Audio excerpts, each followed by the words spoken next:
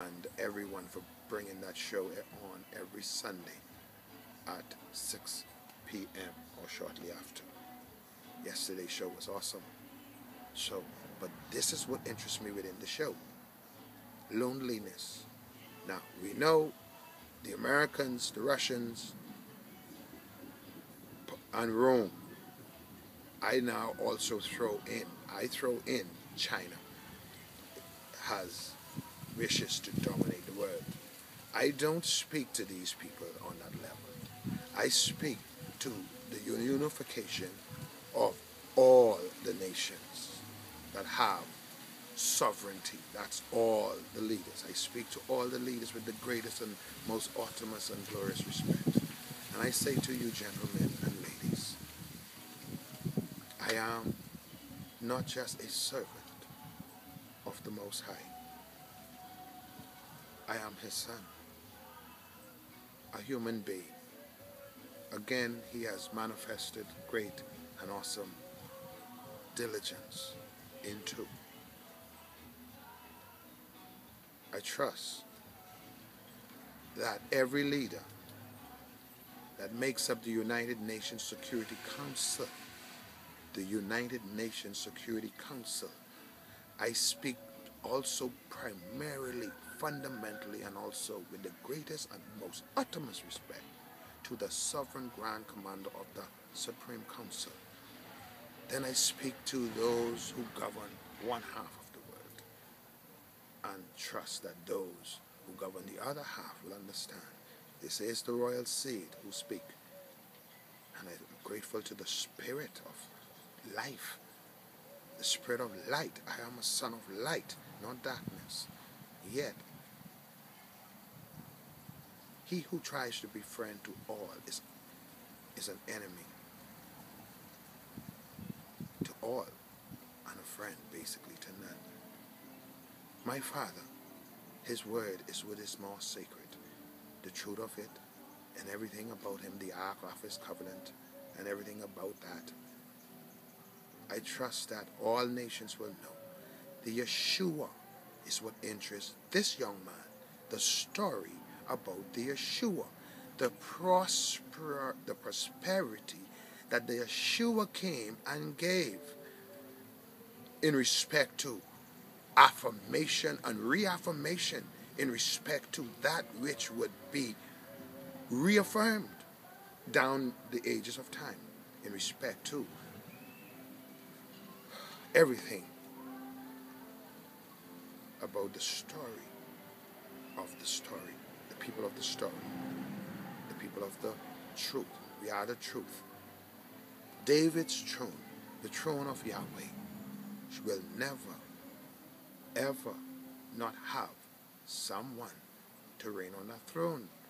The nations of the world must understand the God that chose David back then chose this country to be recognized as a sovereign, because later, 40 years later, he desired for a young man to be known as the sovereign of that country by bloodline. David sat on the throne because of bloodline. Solomon sat on the throne of his father David by way of spiritual blessing because of bloodline, spiritual bloodline, spiritual choice by God. This is He, the God Yahweh, the Adonai, the Elohim, the Shekinah, the God who lives forevermore. Now, the story of Jesus belongs to the Jesuits. That's dead. Okay, Christ, that Jesus died on a cross.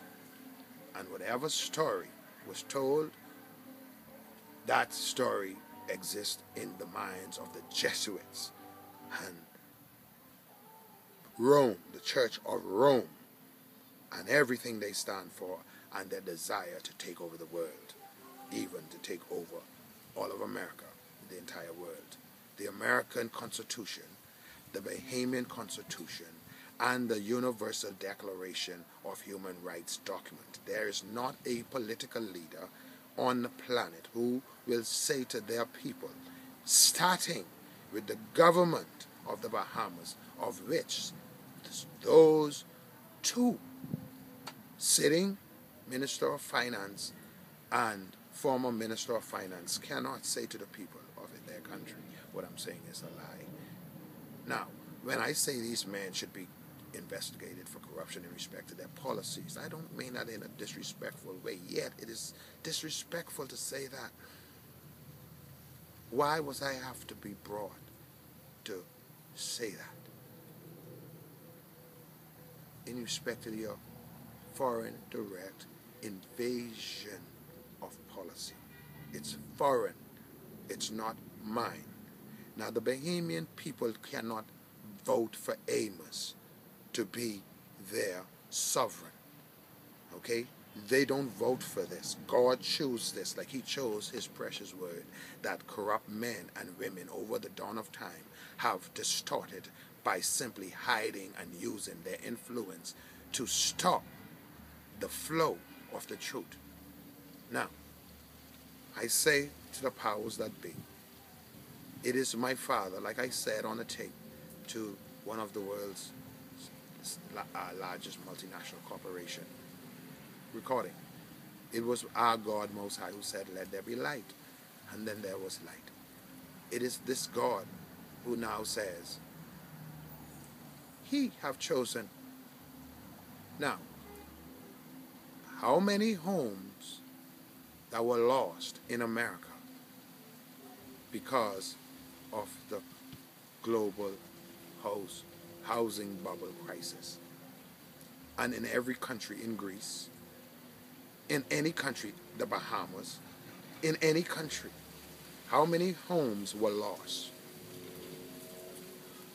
Those people worked hard to pay for those homes, to try to keep them, to pay up and to keep up with their insurances, as long as they were given a job in respect to their constitutional, individual, and sovereign right.